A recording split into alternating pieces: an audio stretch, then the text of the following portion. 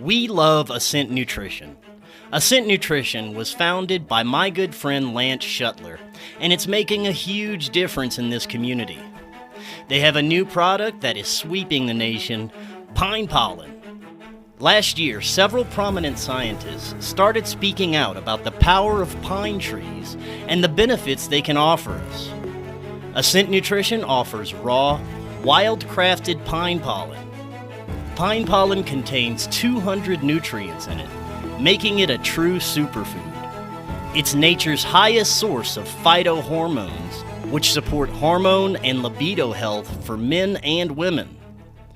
Pine pollen also supports brain health, detoxification, as well as many facets of cardiovascular health. Their pine pollen is selling fast. It's literally flying off the shelves. Ascent Nutrition is on a mission of offering deeply transformative and helpful nutrients to as many people as possible to help bring about a great collective shift in human consciousness and human health. To order your pine pollen supply and check out everything Ascent Nutrition has to offer, use the link in the description or visit goascentnutrition.com and use coupon code FKN to get 10% off your entire purchase.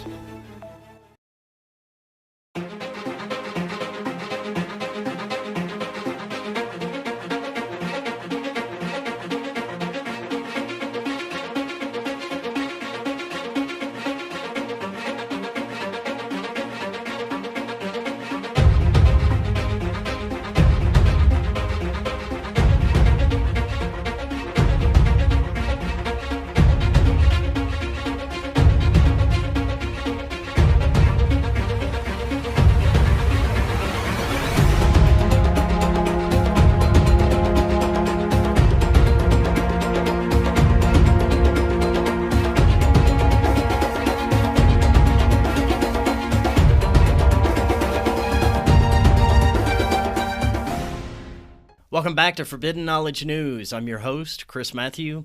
Today my guest is Kerriann, Flanagan, Brosky. First, I have a couple of announcements. Forbidden Knowledge News is always available on Rokfin, Odysee, Rumble, and all podcast platforms. Check us out on Rokfin. That's where you get our premium content, as well as all the premium content from every creator on Rokfin. You can also create a free account and get tons of free content. You go to rokfin.com/FKN Plus to sign up. Our website is forbiddenknowledge.news. That's also the home of the Forbidden Knowledge Network. You're going to find awesome podcasts from our community there. And check out our friends at C60 Purple Power. C60 may be the most powerful antioxidant known to man. The benefits have been personally incredible. But check them out for yourself. You click the link in the description. You get 10% off your order plus free shipping.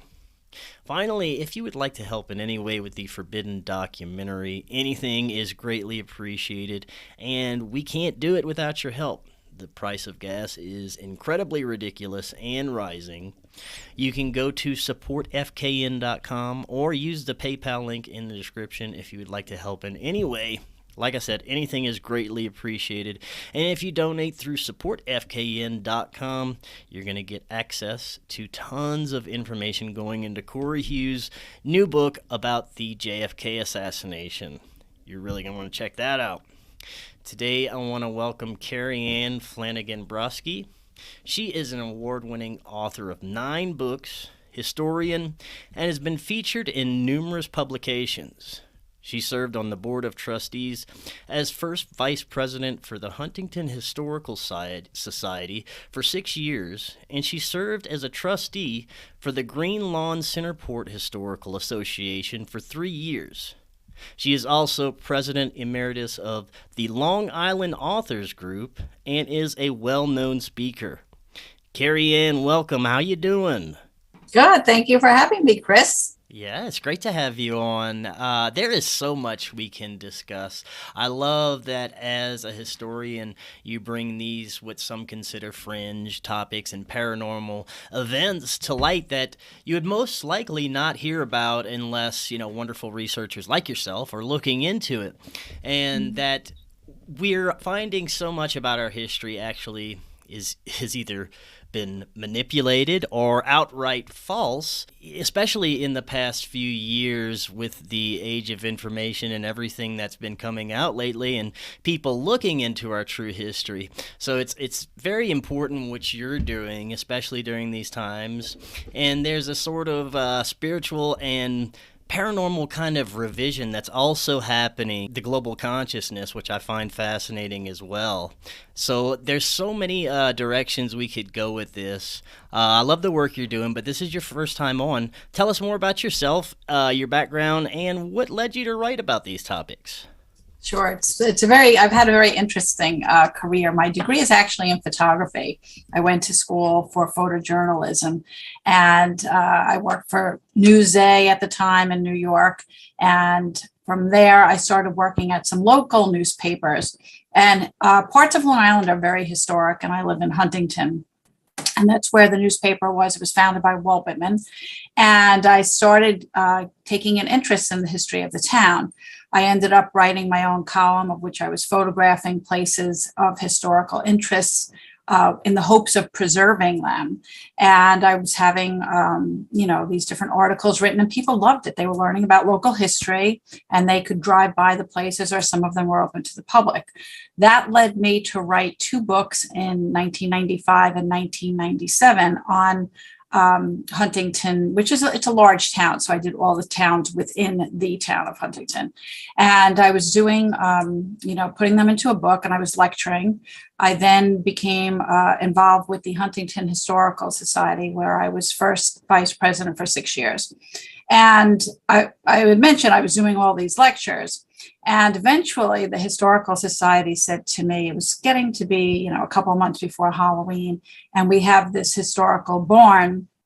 And they said, some of your stories actually have a ghost or 2 in there. Would you be able to maybe put a lecture together with some of those stories?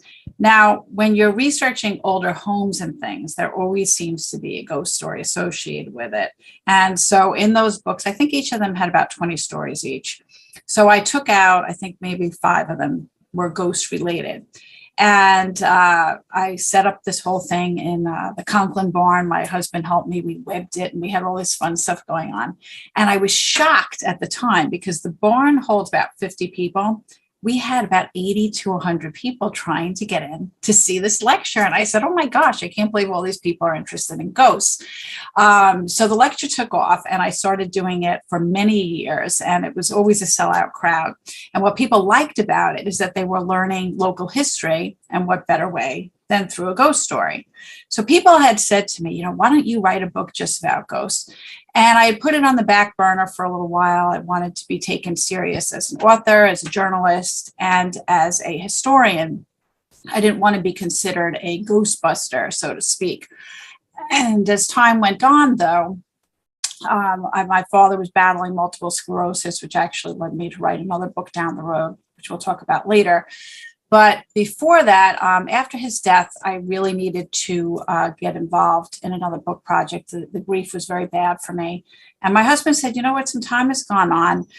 There are shows, different paranormal shows, and things like Medium was on TV. He said, why don't you write that ghost book? And I said, maybe I will, and I'll do it from a historical slant. But I needed someone to help work with me on the paranormal end of things. And as luck would have it, I think it was 2005, in walked Joe Giaquinto, who happened to be a medium and a paranormal investigator. He came to my lecture that year in Huntington, and I asked him right on the spot if he would help me on a book project, of this nature. And I started writing Ghosts of Long Island, Stories of the Paranormal. And since then, I've written a total of 9 books. 4 of them are ghost related. My latest one is Haunted Long Island Mysteries. And they've really evolved over the years. And it's amazing to me. We've investigated well over 100 places, presumably haunted on Long Island. And it's amazing the interest that people have had. And the books have really evolved. Now, what was your interest in the paranormal before you actually started writing? Were you interested in it? Had you done any research? Have you had any paranormal experiences? How did you feel about it, before you started writing about it? I actually was very interested in it.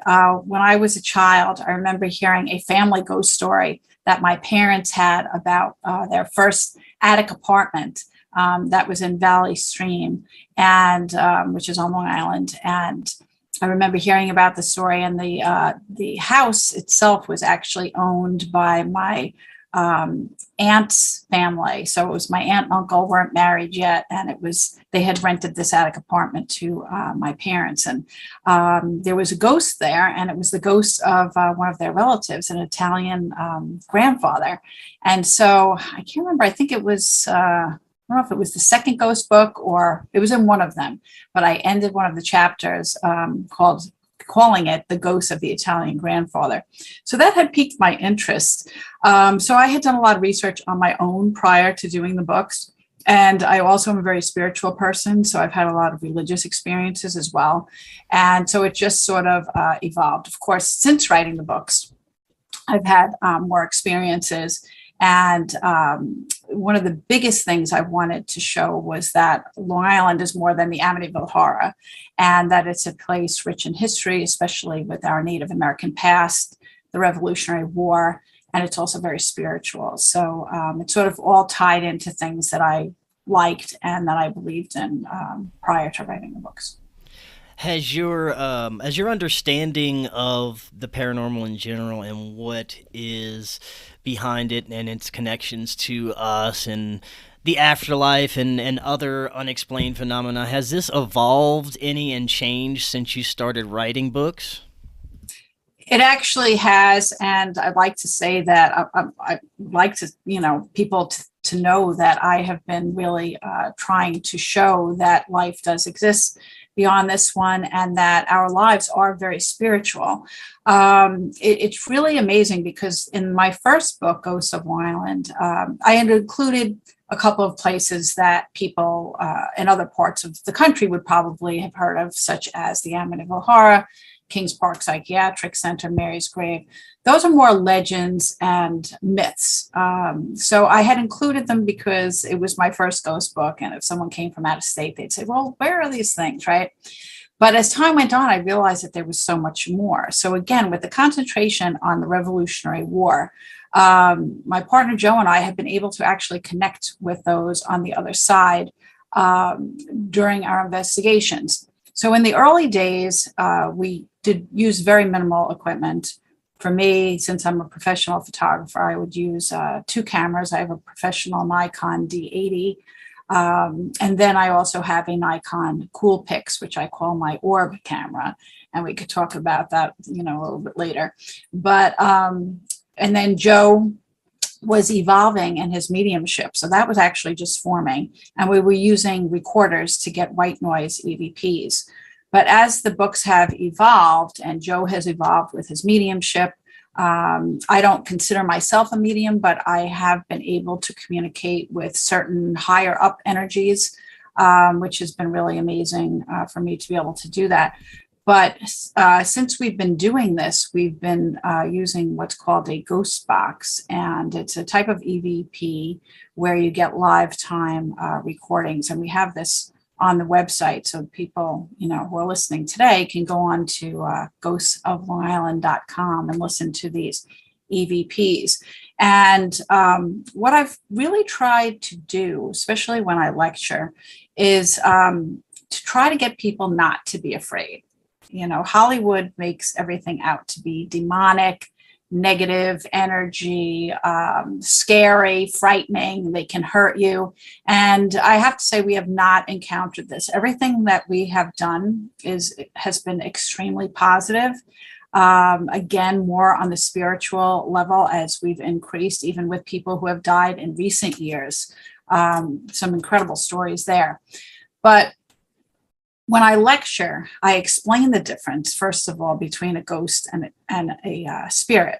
So a ghost would be someone that is more place-centered, meaning for reasons unknown, they choose not to cross over to the other side. One of our best examples of this on Long Island, we have this great restaurant called the Country House Restaurant, and it dates back to the 1700s and the Revolutionary War. And a young girl was brutally murdered in the house. And so she stays there to this day. And it's been very, very well documented, not only by myself, but by regular people who have gotten photographs of her or have experienced things there. So that would be more of a ghost. Now, a spirit, on the other hand, we also encounter, and spirits are people that are with us. They could be your parents, grandparents, children, aunts, uncles, people basically who have crossed to the other side. And it used to be the old belief that if you happen to see an apparition of your grandmother in the house, oh my God, quick, get the priest, grandma didn't make it to heaven. Now, I was born and raised Catholic. That's my belief, that we go to heaven. But whatever your belief is, if a person was good in this lifetime, then of course they are where they're supposed to be in the afterlife. And the two worlds aren't really that far apart anymore. You know, I know as a child, for me, we always believed that heaven was way up in the sky and hell was down below, and we were sort of in the middle. But now we've seen that we're able to cross the veil a little bit, and that our loved ones are with us all of the time, even though we cannot see them. And there are ways that they can communicate with us if we're open to it. And it's very spiritual. So it doesn't mean that they're here haunting or not where they're supposed to be, but they're around us. And it's incredible, because I've told people about these things when I had my children when they were younger, you know, how they always have at the end of the year, the kids go up on the stage and they're singing songs and whatnot. And we were in the basement of a church, and my mother-in-law was with me. And I was telling her about orbs, and we had gotten, she had taken a picture with her own camera, and there were tons of orbs over the stage, over the children's heads. And she said, oh my God, I can't believe this. What's happening? And I said, well, you're fortunate to be here, but there are a lot of grandparents or relatives that can't be here. So it's very positive, because it's a way of showing that there is another connection, that people have passed, but they're still with us. So that's sort of the difference between the ghosts and the spirits. I've also taught the 10 different types of ghosts, which is a list that was put together by Peter Underwood, who's a very famous paranormal investigator from London, England. He has since passed away, but I'm in touch with his grandson, who is keeping his legend alive. He was very, very big. And he actually had put a list together of the 10 different types of ghosts, because you can't really say that a ghost is any one particular thing. There are modern ghosts, there are animal ghosts, ghosts of inanimate objects, traditional historical ghosts. So Joe and I have tried to work within that list, and we see how our own work fits in. And so not only are we connecting with people from history, these historical figures, but we have done some private homes and things of that nature, where we have connected with people who have passed, and we've actually helped bring their families back together and get them out of grief. So it's been very powerful doing it, and I've enjoyed seeing it evolve into this, promoting the history and promoting that life does exist on the other side, and that our loved ones are with us. Right on. Now, you mentioned that, 10 different kinds of ghosts. This is very interesting to me, because first, I believe that there's a crossover in lots of different types of phenomenon, even from ufology to the paranormal, and it can obviously be difficult in pinning any one thing when it could be a variety of different phenomena crossovers. Yes. So with these 10 different types of ghosts, I know as well as that they have different types of hauntings, residual hauntings, energetic, intelligent hauntings, poltergeists, and some would consider lower vibrational entities, trickster entities. There's all kinds of things that I think has to be taken into consideration. But maybe you could tell us a little bit more about these 10 different kinds of ghosts. Okay. That's a great question too. The traditional type of ghosts are historical figures. So that's, as I had mentioned, Annette Williamson at the Country House restaurant is a good example of that. Gettysburg, that's a good example of that. But then we have times where it is just energy that is left over in the environment that causes phenomenon. There's something called a cyclical or recurring ghost. And every year, and this has been recorded, hundreds of people have seen the funeral train of President Abraham Lincoln going across the plains. And so is this an actual haunted train that people are seeing? No. For some reason, there is energy that has been trapped in the environment, and that causes this phenomenon to occur each year. Okay, so that's more of a cyclical, a recurring ghost. Modern ghosts are interesting, and there's actually two different types. You may have heard, and this is very common, let's say a wife or a mother is at home sleeping in the United States, and she has a son or a husband away at war. And that person, let's say, died tragically during that war. There are so many people who have been visited by that person before they went to the other side because they weren't able to say goodbye. So they'll see sometimes a vision when they're sleeping, and they'll wake up, and then all of a sudden the phone will ring, someone will come to the door and say that their loved one had passed. So that's a type of a modern ghost. Another one similar to the cyclical ghost or the recurring ghost. This is not a story from Long Island, but this is a story that I just heard from my research that I've done about a man who every day, would come home from work at the same time, pull into his driveway, and he would see an older gentleman walking his dog. And they would always say hello and chit chat and that type of thing. Well, one day the man comes home from work and he sees the guy walking his dog again. He says hello, but this time the guy just keeps walking and look different to him. Okay. So he went upstairs and he told his wife, he said, "Oh, I just had a strange thing. I was talking to so-and-so, or I tried to talk to him and he wasn't responding." And the wife went white and said, "I was going to tell you tonight that he had passed away this morning." So that man, it wasn't that he physically was still here, but his energy was strong and it was showing again his routine. So things like that only will last usually for a couple of days. Sometimes it could be a couple of weeks. The same thing with pets. Okay, pets do go to the other side. They are with us on our journey. Pets are very intuitive, especially dogs, cats, and horses. And they too can come back like a person to be with us. A lot of people have claimed that if they slept with dogs their whole life, that there are times that they actually can feel the feeling of that dog going in a circle to lay down on the bed. Ghosts of inanimate objects is an interesting thing. And this is something that Joe talks a lot about at our lectures, because again, we're trying to undo what Hollywood has portrayed inanimate objects to be as far as hauntings are concerned. They don't come alive. Okay. The Chucky doll and all of that we see on TV, but a doll can't come alive and kill you. What happens is it's energy transference. And if you have a little girl that had a doll that was given to her as a baby, and that doll was in the room, and as the girl got older, she hugged the doll. She was sick and held the doll when she was upset, always with the doll. And then one day she's 16, she doesn't want the doll. Maybe it goes to Goodwill, and people claim that the doll is haunted because it looks like the eyes are moving or the hand is moving. And again, the doll is not alive. It's not that the doll is haunted, but it has sometimes created a phenomenon where the energy was so strong that it was transferred onto this object for a certain amount of time period. So, we like to try to undo that whole thing. Poltergeists are another one that you had mentioned, Chris, but out of the 10 types of ghosts, I would say it's the least likely one that you would experience. Thankfully, I've never experienced it. Joe did in a place that he lived in upstate very, very briefly. This is before I met him. And he moved out of there because of poltergeist experiences. But it is rare. Even seeing apparitions are very rare. The chance of seeing it are very slim. And again, we try to undo everything that Hollywood has portrayed, and we try to show that it's not that scary. Even down with the EVPs, people say, "Oh my gosh, aren't you afraid to hear that?"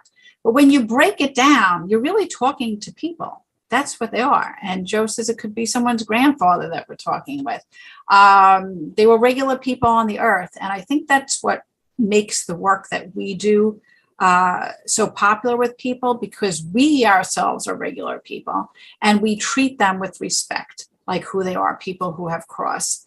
We're not jumping out of vans in the middle of the night and demanding them to perform or show themselves to us. If they are willing and want to communicate, then fine. If they don't, then that's fine too.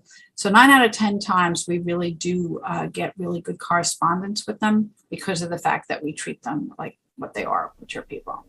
Right. And earlier you mentioned demons, and I think you're absolutely right. This is another one of those things that's kind of misunderstood, and people automatically yell that they're being attacked by a demon when it's, most likely something else they don't understand. Have you ever encountered anything that maybe not necessarily demonic, but more of a trickster in nature, maybe trying to get you to think it's demonic or something more nefarious when it's maybe just a trapped human spirit that may have a little bit of resentment or something? As far as my work, and again, I've been doing this for a long time now, and over 100 places that we've investigated. I've never experienced that. I've never had a negative experience in regard to doing it within my work. However, I am a very religious person as a Catholic, and I have done other work that is very religious, having to do with Padre Pio, the saint who bore the stigmata. And he had some encounters with the devil. And unfortunately, there have been times that I have encountered it myself, but unrelated to the work I do, which is interesting. But, the devil is real. And the only thing I could say, if people are struggling with something like that, if you're firm in your faith and, you're protected. So I never have been in a situation where I feel like I'm not protected, because I have my beliefs and my, in my love of Jesus Christ. But yeah, it does exist, and people have to be aware of it. This is not something to joke around about. We don't use things like Ouija boards. You can open certain portals to negative energies and things of that nature. So as far as doing the work, we are very careful in what we open, how we close, what we let in. And, you have to be safe about it because there is evil out there, obviously. And we pick and choose. I mean, if someone came to us and said, oh, there's this house that, 50 people were brutally murdered and devil worshippers, could you come and investigate it? I'd be like, no, that's not going to happen. So we're just very careful. And again, because I'm firm in my faith, I know that I'm protected. Now, you said that you mentioned that the devil is real, and for me, this is another one of those things that's very highly misunderstood. I mean, the devil first came along as a tarot card and was seen as something nefarious since that. But I do agree that there are negative entities out there. I'd like to get what your understanding of what you're saying the devil is. It's just the opposite of God. It's something that's hatred. I think the world, unfortunately, has a lot of that in it today, which is very sad. And I think that a lot of times that negative energy, or that devil, if you want to call it that, will try to put down people that are very religious in nature because they are threatened by it. I've put out some other very powerful work that has helped a lot of people get back to their faith. And to be honest, the devil isn't like that. So, sometimes things happen. You could just sense it, not anything that's, again, extreme, like that you would see in the movies, but you just know. And, you just have to be aware of what is happening and, just get rid of it. Mm-hmm. I was talking about some interesting observations about paranormal hotspots and hauntings and different locations that have activity with a few colleagues in the past couple of months. And it's interesting that, when you're in an area that may have a more populated area, maybe more electronics, maybe more frequencies around it, you don't tend to see as much activity. But you go to more rural areas, places out in the country, or homes that may not have as much electromagnetic interference with it, a lot of cell phone electronics, computers, things like that around the area. Some of those tend to have more activity than places that are saturated with some of these modern frequencies. Is that something that you've kind of looked into and encountered as well? And do you think that there is something to modern technology maybe kind of blocking or interfering with these energies or this spectrum that we can't identify? I think that's a really good point that you brought up. It's something that I never really considered in that way. But looking back on the work I've done, Long Island is an interesting place. It's sort of divided into like the North Shore, the South Shore, and then you have the North Fork and the South Fork. And people, consider that area of the Hamptons and that kind of thing. And what I have noticed, I live in Suffolk County, and which is more eastern on Long Island. Western part of Long Island, which is Nassau County, is very built up, more so than Suffolk County. Suffolk County is too. But I do notice, because people say, oh, well, how come you haven't investigated anything in my town? The places that have a lot of buildings, office buildings, knock down all their historical homes, lots of malls, that kind of thing. It's true. You don't really find as much, at least I haven't. Okay. So on the North Shore of Long Island, we have saved a lot of our history. And that tends to be the hotter areas for the work that I do, is those areas where we have preserved the history, where there are more woods and that type of thing.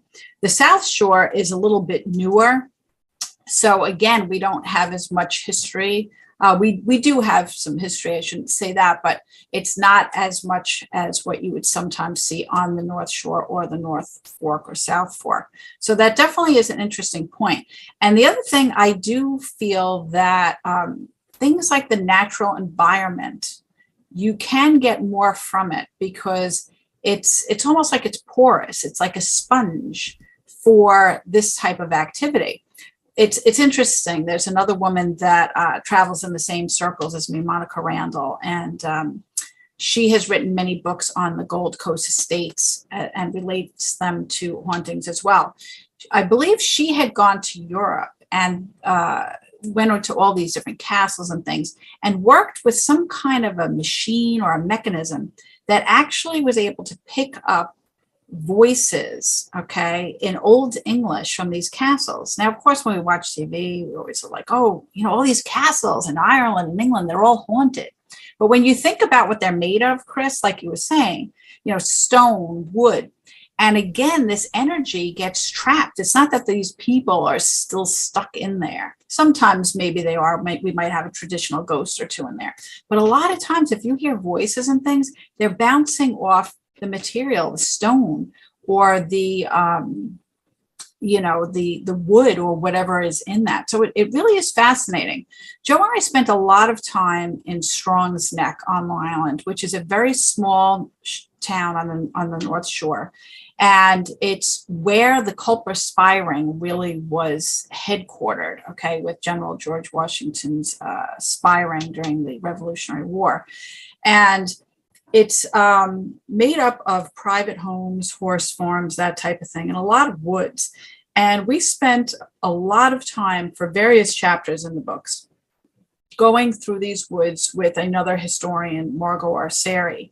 And the phenomenon that we had in the woods was amazing. We actually had gotten a white noise EVP of cannon fire, okay, that went back to the Revolutionary War. And we weren't even looking for it. Joe happened to have his recorder on. We're walking through the woods. And all of a sudden we hear this. And it was incredible. And he ended up getting it on the recorder. So when you're in those types of environments, I agree, definitely. There are more ways, there are more openings, where when we have all these other electronic things, it's more difficult. And I think sometimes that's why on these shows, maybe they don't get as much, because they're using too many electronics.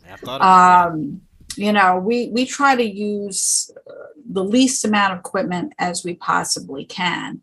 But then on the other side of the coin of that, it's interesting because of technology. Technology is all energy based. So the spirits are able to manipulate some of that energy in things like recorders and cameras.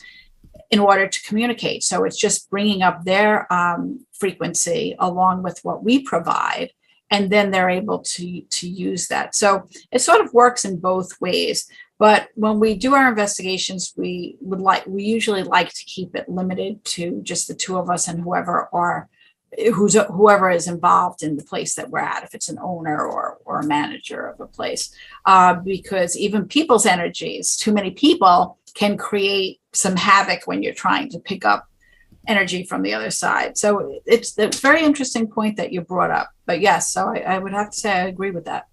Yeah, and you're right. It does work both ways. You have reports of the batteries being drained on certain electronics, and it affecting, like you said, EVPs, and affecting different types of technology in different ways. So yeah, you're spot on that, and it's very fascinating how it can either affect or prevent us from accessing certain things beyond the spectrum of our vision. Very interesting.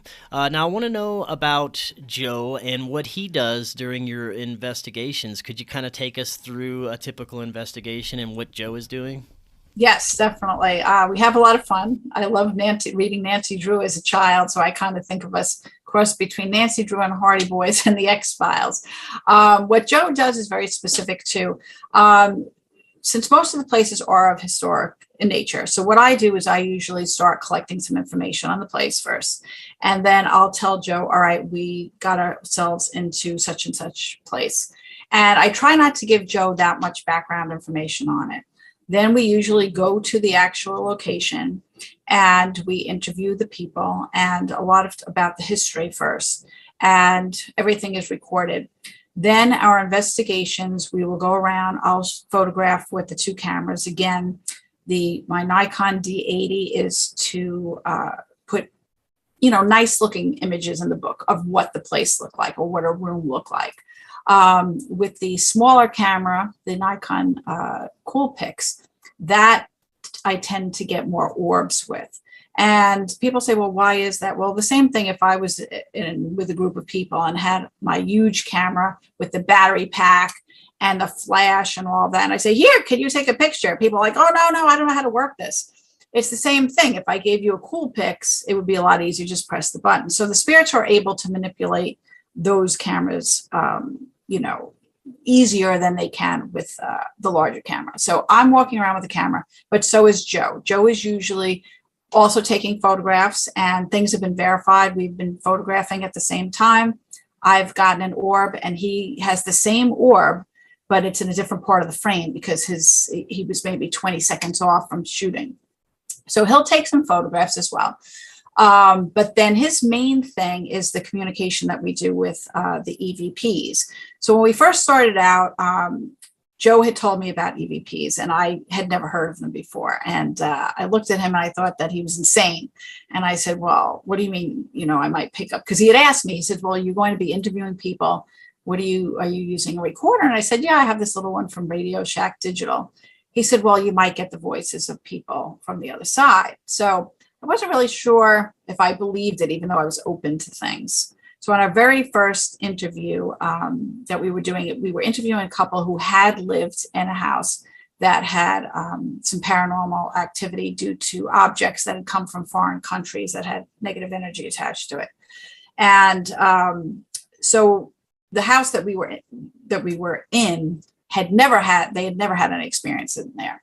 So we were having a nor'easter at the time. Joe had lived in Hampton Bays, and it was maybe 15 minutes from my house. So it was easy for me to get there. So Joe was going to be late, and I said, don't worry about it. This was our very first assignment. And I said, I'll conduct the interview. So I had my recorder on a big coffee table. It was a fairly large living room, and there was two love seats. So the couple was sitting on one, I was sitting on another table in the center, and I had my recorder. And went through the whole interview, and Joe was not there yet. I finished the interview and he arrived. And when I played back the recorder, because I have to transcribe everything in order to get it perfect, I then handwrite. All of a sudden, it was as if someone had picked up the recorder. Okay, you know the difference if you were playing back from about how far a person was sitting, if they were maybe 3 feet away or really far away, or if someone was holding it to their mouth like this. It was as if a little girl had picked up the recorder and in a loud whisper said, "Hold me." I almost fell off my chair. And I played it for my husband. He was scared out of his mind. And then when I played it for Joe, he said, "Congratulations, you got your first Class A EVP," because there are the 3 classes depending on how audible they are. So it was at that point that I knew that this existed. So even though it's Joe's specialty, I've like to pride myself in getting some good white noise EVPs over the years. But that's what he does. He works with special software, the Gold Wave, and he's able to find these EVPs and recordings. So what he does is very tedious looking for that. Now, those are the white noise EVPs, okay? You can't hear them live time. It would be playing back from the recording. So with the last 2 ghost book projects, it evolved into Joe getting a ghost box, which is basically a transistor radio where one of the wires has been manipulated or cut so that it continuously scans.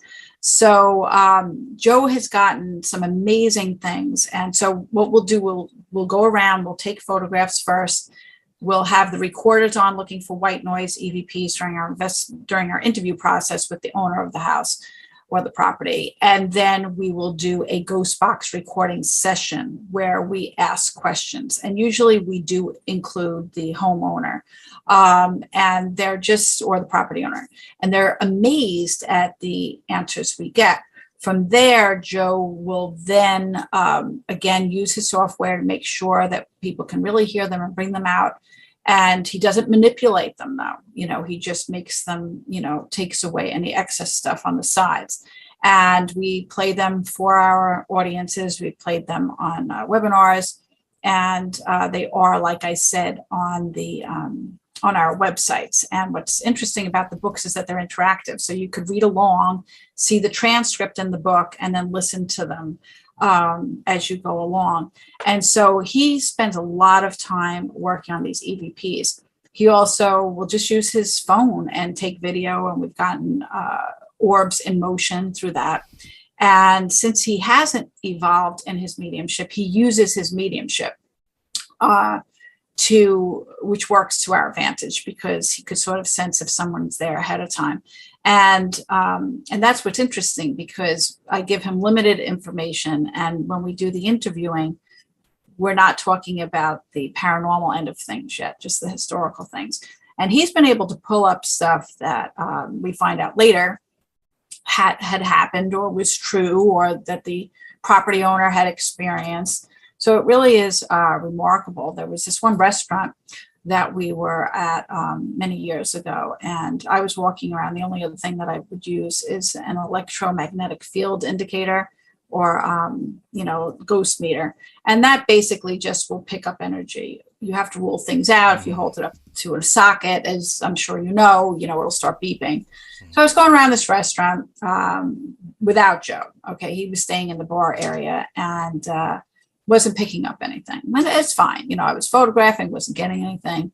As I started walking back to the bar, I was holding the ghost meter, and the ghost meter started beeping and beep, beep, beep. As I got closer to the actual bar where the stools were, it was beeping faster. So we ruled out that there was anything electrical that could be picking up. And so Joe said, "Give me a minute. Let me see if I could communicate." Sure enough, he said, "I believe that there's a man here who used to sit at the end of this bar stool, and that died. He's more of a modern ghost, that he died just a couple of years ago." He said, "Let's see, let's get the recorders on." And we actually did a ghost box recording session. And it was true. It was a man that had frequented there. And it was funny because the restaurant was closed when we did this, but there was a young woman, the bartender, who was getting the bar prepped for the day. And here we are acting as if this is totally normal. And when Joe said, "What do you think of," I forget what her name was, Tracy, the bartender, and through the ghost box, he says, "Hot stuff." I thought the girl was going to pass out. It was hilarious because she had just never heard this, and we're so accustomed to hearing it. So he uses his mediumship along with these tools of the recorder and the ghost box. And like I said, our cameras and the electromagnetic field indicator. That's really it. And from that point, when we leave, he goes into, his lab and puts transcripts together for me that we use in the book, and gets everything up and running so people could hear them. And then I start doing even more research. The research is really my biggest thing for me, because I want everything to be as accurate as possible as far as the historical end of things. And then how I write the stories, even though the books are nonfiction, it's almost like it's a work of fiction, because I take the reader on the actual journey of what it's like for Joe and I to do these investigations. So it's back and forth conversation, things in quotes, you have the transcript, you could listen to it. And, people have really enjoyed it a lot. So he's been my right-hand person for all these projects. Right on. Now, as far as the orbs go, I am on the fence with a lot of orbs that I've seen, although I've seen plenty that I consider to be authentic or real energy or whatever it's manifesting as, although lots of times people will present it and it's just, dust. Are these orbs that you're catching, can you see these with your naked eye? And what are the indicators that this is, more than something like dust? Right. Okay. Well, the one good thing is that because my degree is actually in photography, I definitely know the difference between a dust particle and an orb. And people will say, skeptics will say it's a dust particle. Now, here's the difference. A dust particle will stay in the same place in every frame as you continually use that camera, unless you clean the lens. Okay. Usually it is not translucent. Okay, you can't see through it. So it is a speck that stays there that you cannot see through it. An orb is different, because orbs, we are starting to believe that they are spirits, and this is the way that they're using the cameras, especially the flash, that it triggers their energy and that they can form these light anomalies. But just like a person, each one is different. I spent a number of years just studying orbs, and I have boxes and boxes of photographs of them. And when you blow them up, each one is different. They can be speckled, multicolored. They could have rings in them. They could have an extra ring around them, sort of like a light. They could be a multitude of colors, either from, one having 10 colors to one being just green or just red or just pure white. Usually they are translucent, so you can see through them, except for the really bright ones. And as I mentioned, Joe and I will photograph back to back. We were in the Brewster House in Setauket, which is, again, right outside of Strong's Neck, very heavy on Revolutionary War. And I knew that in the attic of there, that there were a lot of people, a lot of energy. Joe could feel it. We started photographing and we weren't getting anything. So I said basically out loud to the spirits, I said, look, we're doing this for educational purposes. And we know that this was a very active area up here. It would really be beneficial to us to teach about this house and the history behind it if you can present yourselves in an orb. Within 10 seconds, all of a sudden, the room was lighting up. We couldn't see them with our own eyes. But as we were photographing them with digital cameras, we could see them. And there are so many. I mean, I have so many images of orbs in the books. It's just incredible. And I guess that lasted probably about 10 to 15 seconds. And then boom, nothing at all. And they're all different sizes. Now, I mentioned, earlier about my father passing and how close I was with him. I have gotten the same orb when I blow it up. It's exactly the same whether I am in New York, Florida, North Carolina, and it's amazing. And I tell people, I said, take it as a good thing. And people don't even realize they get them. I've seen them in newspapers. If there's a car accident and they're taking a picture at night, I'm like, oh, look, there's the guy who just died. He's going up. So people don't even realize they get them. I point them out. I say, all right, well, let's start with and I did this with my mother-in-law. Let's start off with a family, Christmas time, let's say. Now, if Uncle Harry was the life of the party for years and years, and he never missed anything, chances are when Uncle Harry passed, he's going to come back. And when I started going through images with my own family members for family events, they were shocked at what they found on the walls, on ceilings. I'm like, that's Uncle Harry, you know, whoever it may be. And it should be reassuring to people because, again, they are where they're supposed to be, but they want us to know that they're here. One time, this was not an investigation. I was photographing my sister-in-law. We were celebrating something, and we were out in a public place. And on the window behind her was an orb. When I blew it up, there was a distinct face of a dog in it. And I said, well, someone's dog was here visiting. Going back to the country house, this is really fascinating. I told you it's haunted by the ghost of Annette Williamson. Many people have seen her, the owner, customers, everything. She was a young 17-year-old, curly, long blonde hair. And there was an artist who was driving one morning very early, like it was like sunrise, past the country house. And she actually saw an apparition of Annette hovering over the house with the long blonde hair and like a wreath of flowers around her head. She made a painting of it, which hangs in the country house today, of what she saw. And it's, people can see it. It's a beautiful painting. When Joe and I did our first investigation there, and we did many things, we filmed a documentary there, and we had gotten the orbs. When Joe blew up his image of the orb, it looked exactly like the image that was painted by the woman. You can see a girl with curly blonde hair and the wreath of flowers around her head. So it really is remarkable. And they're more common than, let's say, an apparition to get. We generally get orbs.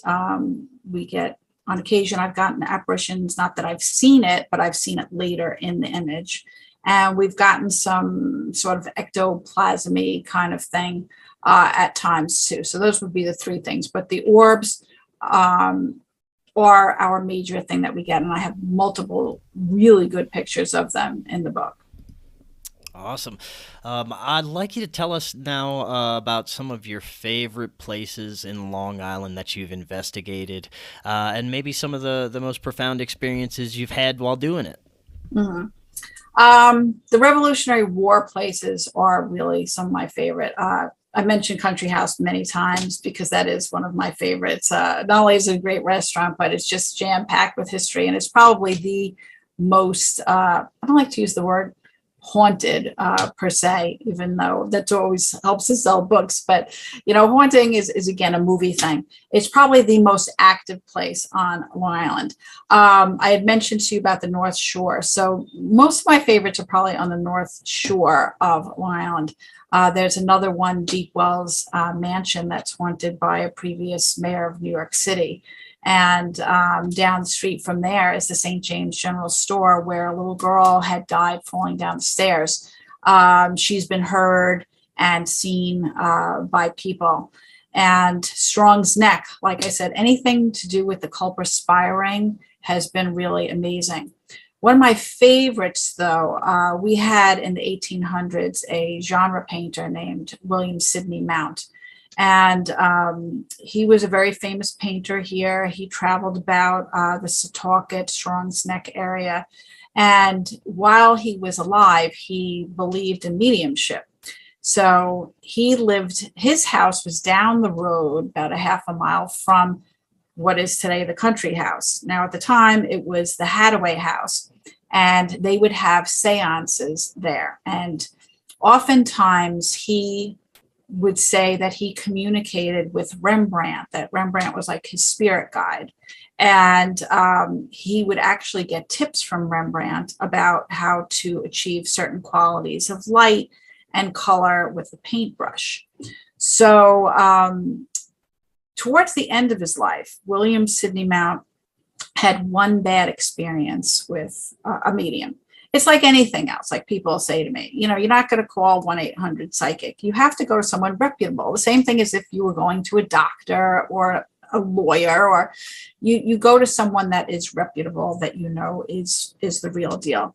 So, but anyway, William Sidney Mount had not that great experience, and he all of a sudden had doubt about, and he grew up during a time, he was in his 30s during when spiritualism was on the rise. And then he ended up getting sick and he died. And he wrote tons and tons of journals, which I had access to.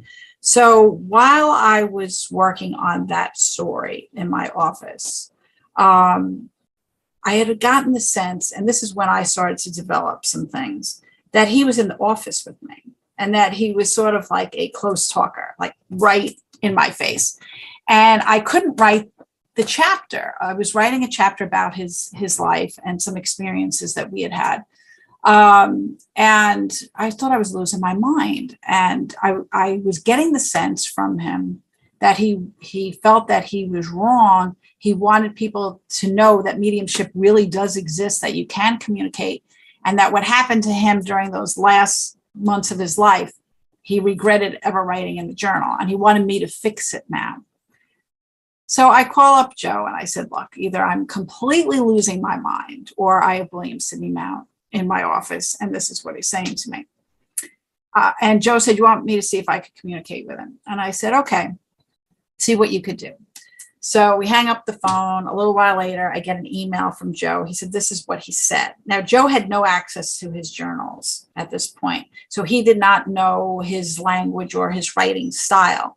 The email that Joe wrote was exactly written the way the journals were. So I knew that he had communicated with him. And William Sidney Mount said that he apologized. He's excited that I'm going to be writing about him and his beliefs. And he knows that I will do a good job with it. From that point on, I sensed him in the office while I was writing the story, but he was maybe 10 feet away. And this was many years ago. I've written a couple of chapters in various books specifically on him and his home because he is such an amazing communicator. And I consider him almost like one of my spirit guides that assist me with my work. It's been absolutely remarkable. And we had gone to his house at the time. We did not get access to the inside, only the outside. And there was a screened-in porch that had a screen door attached to it. So Joe and I were standing outside talking. We were wrapping things up, and it was so hot. It was like, I think in July, not any breeze at all.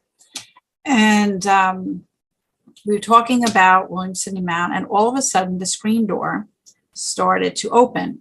And it opened and was sort of going like this, like hovering. And then it just quietly closed. And we're looking at this, we're like, I don't even believe we're seeing this. So once it closed, I went immediately over to it and I opened it up and I let go and it slammed shut. It was on a heavy spring. There was no way that it could have hovered that way for that length of time unless someone was opening it. So we started a ghost box recording session at that point.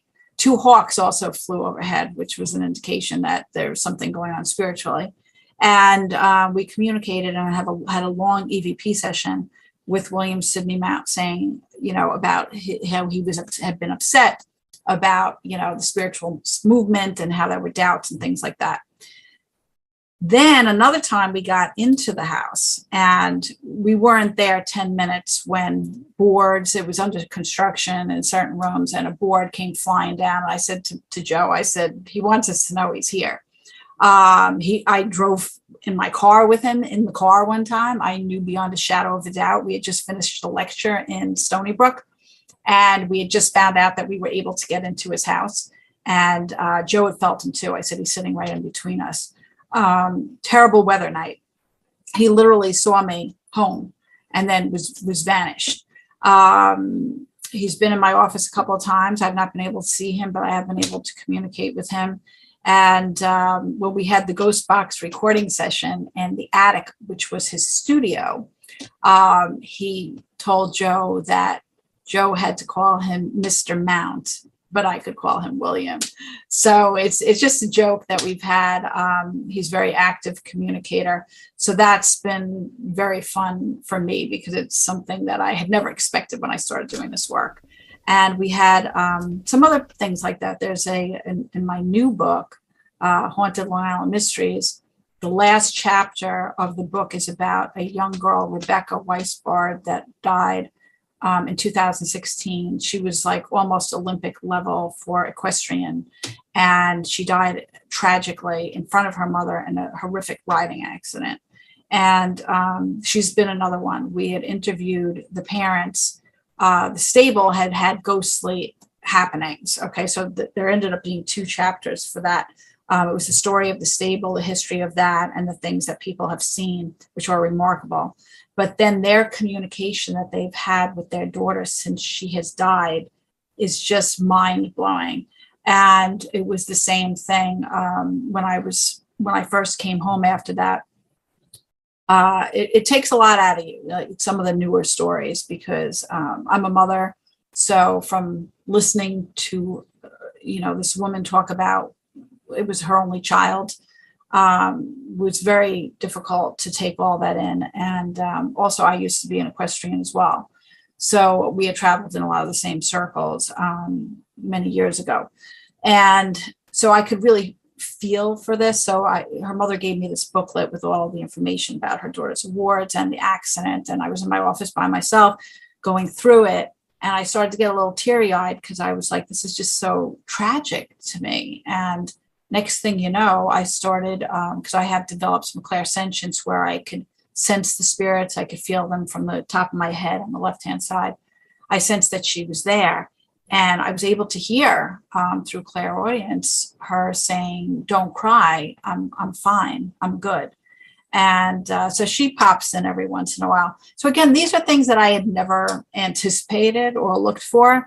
So the spiritual stories where we're able to make connections, like with William Sidney Mount and Rebecca, have been very powerful for me, as well as the Revolutionary War stories, just because they're so fascinating. And we're going back and connecting with people who played really important roles in history. So it's been just a remarkable journey for me. It really has. Yeah, it seems that way. Earlier, you mentioned that there was a lot of also Native American history that may have contributed to some of the energy in that area as well. Mm-hmm. Yes, most definitely. That's one thing that people don't always realize with the Amityville Horror, because everyone thinks of the DeFeo murders. But what people don't know is that before that house was even built there, that was a very, very active area for Native Americans, and there was makeshift hospitals set up for the Indians. So I always say to people, don't mess with them. They're very spiritual, and there's a lot that comes with them. Joe and I had the opportunity to interview a chief of the Settlecott Indians, Chief Gail Revis. This was for, I guess, the sequel of Ghosts of Long Island. And it was we were originally interviewing her because she knew so much about Strong's Neck. And we met in the Strong's Neck Cemetery. And she was all in her Indian garb. And she had this painted blanket. It was actually like a medicine wheel. And her stories were remarkable, that she ended up having her own chapter in that book. Just very, very spiritual, very things with nature. So we've gotten things how you can get spirits through nature. So it's very powerful. And so there's a couple of stories. There's another one about Sagged Coast Manor that has a great history, again, going back to the Revolutionary War. But prior to that, there's a story of an Indian princess who actually went out and risked her life to save the white settlers that were coming in during a storm. And she ended up getting lost at sea. And people have claimed that they have seen the apparition of her wandering around the properties. Another one of my favorite ones, which is on the cover of, here's Haunted Long Island Mysteries. But this building here, this is Historic Haunts of Long Island. That's the Montauk Manor. And I love this place. We vacation there. It's on the very farthest point east on Long Island, past the Hamptons. It's a wonderful family fishing town. The Montauk Manor was built in the 1920s by a man by the name of Carl Fisher, who had really built up Miami, and he wanted Montauk to be the new Miami, but he ended up going broke, and that never happened. But the manor was his biggest achievement. But he didn't really care too much about history, and he built it over a very Indian sensitive area. There's a cemetery called the Fort Hill Cemetery located next door. It's absolutely beautiful up there. It's so peaceful and so sacred. You can feel it. It's not your regular cemetery with tombstones. Everything is below the ground. But there's a section of it that now has a lot of undergrowth and all of that, where this is where the Indians had built their camp, the Montauk Indians. And they were a very peaceful tribe and very loving tribe. And the Indians from Connecticut and Rhode Island had come, the Pequots and the Narragansetts, and they did a surprise attack and murdered a lot of the women and children. Same thing happened in Strong's Neck. And I find that those areas are really, really sensitive, especially where Indians have been killed. Very, very sensitive. You could almost feel the change in energy, just a total shift. So I have great respect for our Native Americans, and I have really enjoyed including some of those stories. We have another one that's more of a legend, although there is some truth to it. The Lady of the Lake in Ronkonkoma. We have this huge lake, and this is one of more well-known stories, I guess, nationally, that every year this Indian princess who lost her lover, who was a white settler, who was killed because she wasn't supposed to be with him, died, and that every year she takes a white male virgin who would be swimming in the lake. And, we say it's a legend, but there have been multiple cases of this happening, and it's very strange, very, very strange. So we're very respectful with anything that we do with Native Americans, and, they have a wonderful history. And if I can get stories that include them, I always will put them in the books. That's great. Man, there's so much we could talk about. I'm definitely going to have you back on. We're going to discuss more because we're barely scratching the surface on a lot of this stuff. Let's close with, tell us a little bit about your only novel, The Metal, which is actually based on true events, right? Yes, it is. And I have that right here. This is the cover of The Metal. I had mentioned to you earlier that I've had a lot of religious experiences as well. And it is based on true events. My father had multiple sclerosis for 16 years. He was diagnosed at age 48. And I came from a very loving, caring family. We were all very close. So it was very traumatic. And I had issues with my faith. Now, I had gone to Catholic school. My parents were religious. My husband was religious. My mother-in-law had worked for the diocese. So, we came from a good background in that regard. And all of a sudden, I started to develop just a lot of anger towards God for, I was young, I was in my early 20s when he was diagnosed. So, because I couldn't understand why God was doing this to my father. That was my belief at the time. And so I had lost my faith. And people are put in your lives for reasons that we can't understand sometimes. And I was approached by an Italian stranger, very unlikely character. And he started to tell me about Padre Pio, who at the time, he wasn't a saint yet, but he bore the wounds of Christ, the stigmata. And there's hundreds of Google pages on Padre Pio. He was a mystic. He had the ability to read hearts by location. He was a medium, even though the Catholic Church won't use that word. But he had a huge love for Jesus Christ and the Blessed Mother, and he performed miracles. So this Italian person became sort of like my angel, and he taught me about Padre Pio, and he gave me a medal that had a relic of Padre Pio's on the back. And he told me to pray to him. I gave the medal to my father. And there was a whole journey in between, a lot of coincidences. I would go to places and all of a sudden find things about Padre Pio there. And the medal is what ultimately brought me back to faith, along with this man who was teaching me and bringing me back to my faith. And on the night my father died, a miracle took place in regard to the medal. I actually have it on here now. It's probably hard to see, but this is it. And that's the relic on the back. A miracle took place. I don't want to give away the ending of the book. Yeah. In regards to this, that was so profound. It changed my life completely. And, I was always trying to figure out why my father had to pass away. Well, I wrote this book, and it was a great learning curve with it, because I was a nonfiction writer. I didn't want to write it as a true story because it was too painful for me to relive it that way. So basically, the main character, Bethany, is a combination of myself and my mother, and what we both dealt with or felt during that time of my father dealing with MS.